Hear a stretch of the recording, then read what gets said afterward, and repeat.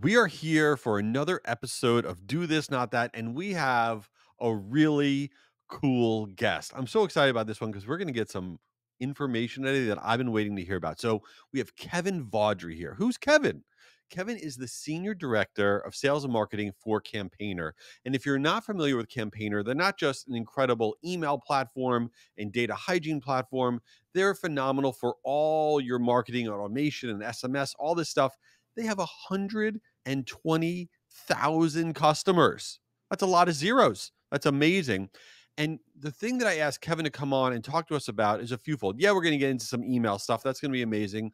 But Kevin has the opportunity to travel around the country, around the world, going to a million different conferences and events. And I want to dig into with him, not just email marketing events, but what is the state of the union on events in general? And I'm excited to dig into that. But first, let me welcome Kevin here to the stage. So, Kevin, welcome to Do This, Not That. Thanks, Jay. I'm really excited to be here. I'm glad we could finally make this happen. 100%. Well, you're a busy dude. You're like, you need to like clone you. You're all over the Yeah. place. Yeah. I'm a little bit of So, there and everywhere. Yeah. yes, you are. So, before we get into the topic of the day, tell everybody, how did Kevin become Kevin? Sure. My journey's an interesting one, actually, but I wouldn't change a thing. So, honestly, just quickly, I come from a family with a lot of teachers in the family. So I thought I was going to go to teachers college. But between university and there, I took some time off and I found my way into a sales job. And that was the end of that. I went from sales into a transition into marketing. I was working for a web analytics company back in the day that was actually acquired by Microsoft. So I found my way out to Seattle for 6 years, eventually found my way back to Canada. And it's just been this organic journey of, wrapping all the things that I love about this digital business into one over time: sales, marketing, product management, back to sales and marketing. It's been fantastic. Like I said, you could never have mapped this out, but I wouldn't change a thing. Wow, that actually is an amazing journey. So are you like when you get together for the holidays or whatever, and everyone's sitting around the table and they're all talking about I'm a teacher of this grade and of this, and they're very intellectual, and they're like, oh, there's Kevin. He's the guy over there. He doesn't play the teacher game. Are you left out? Are you like they frown upon you? No, no, not at all. Not at all. I think, especially, you know how it is. You're there too. As long as you're happy with what you're doing, and especially if my parents, God bless them, who feel like I'm fine and they don't have to worry about me, even though they'll worry about me, then everything's good. We're all All good. right, good. Good, good. I like to hear that. No drama. Well, I'm sure there's always drama, but not a lot of drama.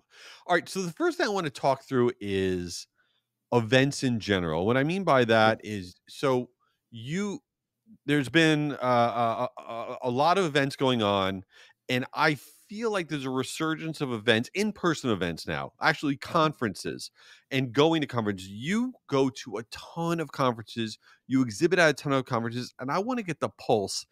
Is everything back? Is it packed? Or is it still, there's a lot of hesitancy? What are you feeling from an attendee and exhibitor standpoint at conferences in general? On the hesitancy piece, I would say it is largely gone, if I to be perfectly honest. I would say the enthusiasm started to pick back up at the beginning of 2023. That's when I could really feel that people were happy and excited to be back and could feel like, it was okay to be there and it was good to be out and socializing and be back in a community together. But as we went through 2023 and now coming into 24 and going back to the same conferences that I had been to at the start of 2023, I would say, without hesitancy, we're about as fully back as we could be at this point. The attendance has been good. The audience sizes are getting bigger. People seem, as enthusiastic as ever to be sharing their experiences and learnings in community again. So I haven't seen anything this year or even through most of last year that would tell me that people are still tentative about going. So, that being said, if there anyone out there that's listening that is still on the fence about whether or not they should be going back to conferences and whether they'll find value in them, my answer is a resounding yes. Well, I love hearing that. And so let me ask you this from an exhibitor standpoint, because your company also exhibits a lot of places. Are Yes. you finding that the people that are attending conferences, is it an elevated decision maker? Is it just people that are companies are sending people that never had a chance to go to a conference before and you're having, let's say, meaningless conversations? Are you getting value again out of spending all that money on exhibiting? Because exhibiting is expensive. I don't have to tell you that. Are you saying yes across the board, exhibit, it's a great thing? Or is it a hit or miss on different events? I'm not trying to throw any event under the bus. No, no, nor will I. I would say overall, it's a great thing for us. It's been valuable. It's been as valuable for business development as it has been for anything else. You know, there's always an aspect that I love about community and having conversations about email or digital marketing, but we wouldn't be putting the money into those, as you rightly said. They're not an inexpensive proposition if we weren't getting a return back out of them. So although yes, every once in a while you're going to hit a conference where the audience is more focused on the sessions and on the learnings than on wanting to see what tools might be available to them or to do business. Overall, I would say that more than 3/4 of the events we go to, we feel that we could go back because we got something out of them that justifies the investment. Wow, that's amazing.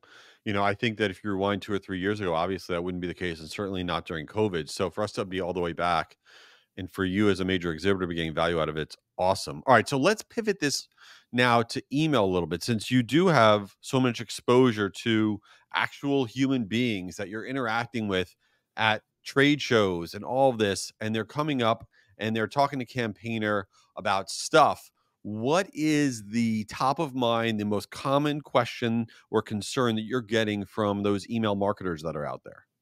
Yeah. So honestly, right now, the most common thing that people are coming up and wanting to talk about is, how to improve deliverability, or what are you seeing any changes to the way the inbox providers, the Gmails and Yahoos, are treating email, and what can I do to stay ahead of that? Because last year, I think it was October-ish, both Yahoo and Gmail announced that they were going to be much tighter on the way that they viewed email coming in to their end users. So, not only ourselves, but all of the other ESPs in the space did a lot of work to prepare our customers as much as possible for these changes.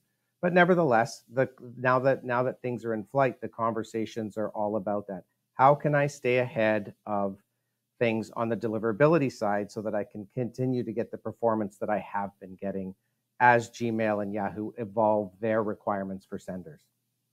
But do you feel sometimes that there's a management of expectations in your business? What I mean by that is people have concerns about the Yahoo and Gmail changes, but in general, like Mhm. deliverability, some of our emails are going to the junk folder. And I mean, correct me if I'm wrong, no matter what you do, no matter who you are, you could have some emails going to the junk folder. I mean, that's part of, being in the email world. Do you spend a lot Absolutely. of time managing that expectation, or is it no, you should never go to the junk folder? No, no, you can't. If we could guarantee that, there would be no need for anyone to go anywhere else except us, right? So, Right, right. no, you have to manage an expectation, and you have to let people know that it's going to happen sometimes. You know, but if you do the things that you need to do as a good email sender, you can absolutely mitigate that from happening most of the time. But for anybody to say you're always going to land in the inbox, I mean, that's just not how it works.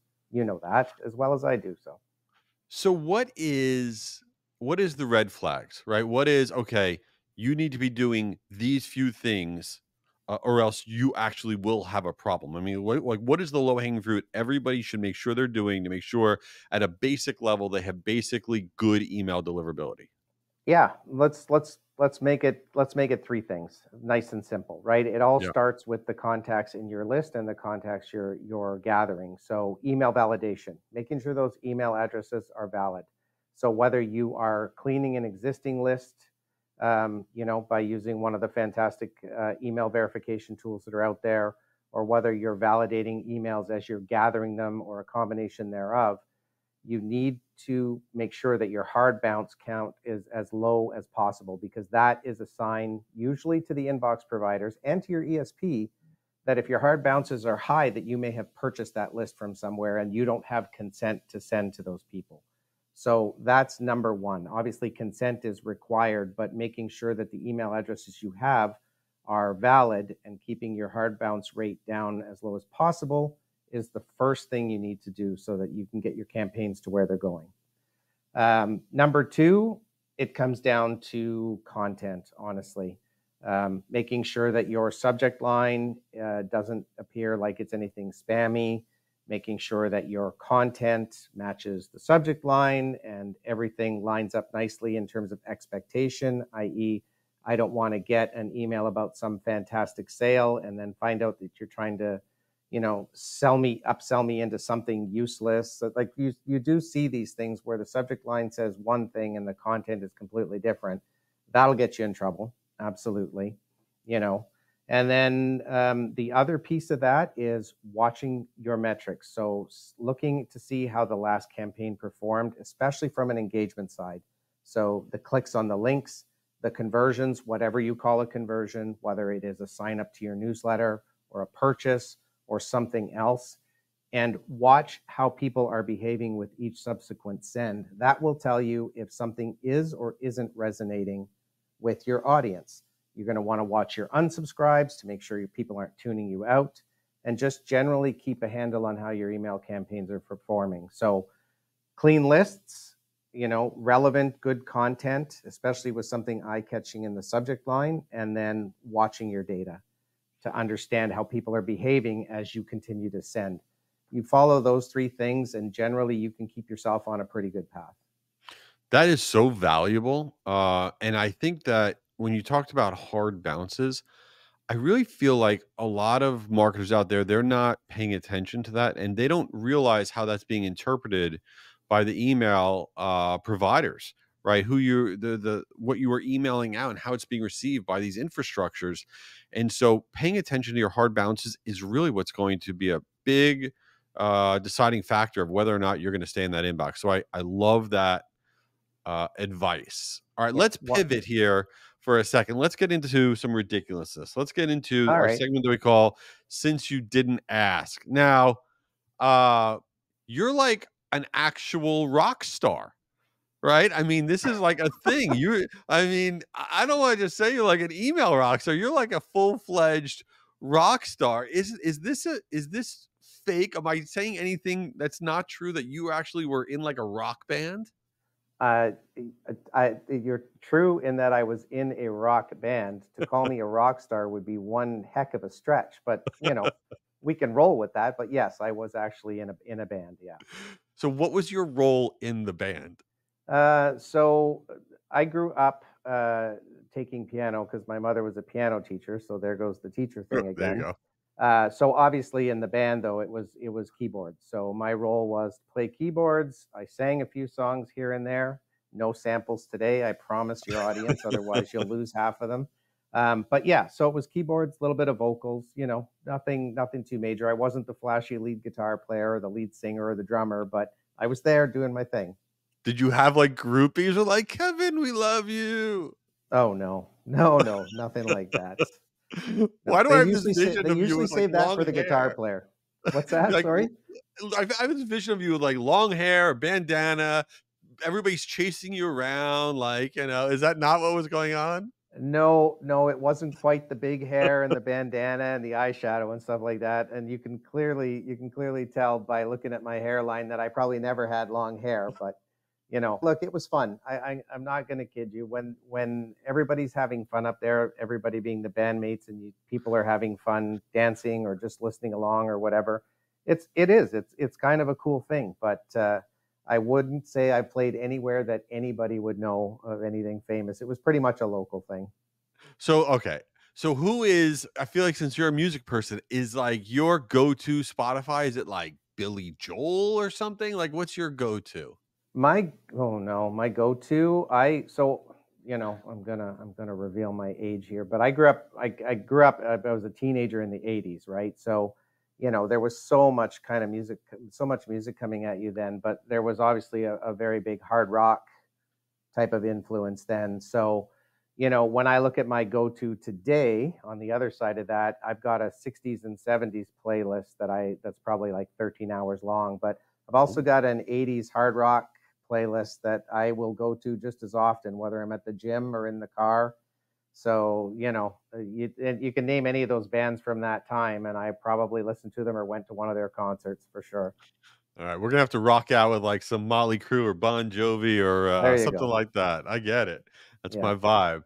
Well, this has been awesome. So, Kevin, where can everybody find you, follow you, connect with you? What should they do? You know what? The easiest place to find me, and the one place that I'm on all the time, is on LinkedIn. Honestly, so if you search my name on LinkedIn, I'll come up. No bandanas, no long hair, but you'll see my picture there. And that's where I connect to most people. I find it's a great place to have conversations too, and there's a lot of really nice, really good communities on there. And the email community is very active on there, and you're a huge part of that, Jay. You know how enthusiastic the email folks are, and how much they love Yeah. to talk to each other. Yeah, everybody, please go follow Kevin. He is a great follow. He shares a lot of great content, and he's so helpful and just sharing his knowledge out in the industry. And we're going to put everything in the show notes so you connect with him there as well. And Kevin, I appreciate you being here, man. No, thanks, Jay. I'm glad we had a chance to do it, and I got a chance to relive my rock stardom for a few minutes. Amazing. All right, thanks everybody. Thanks for being here. We'll talk to you soon.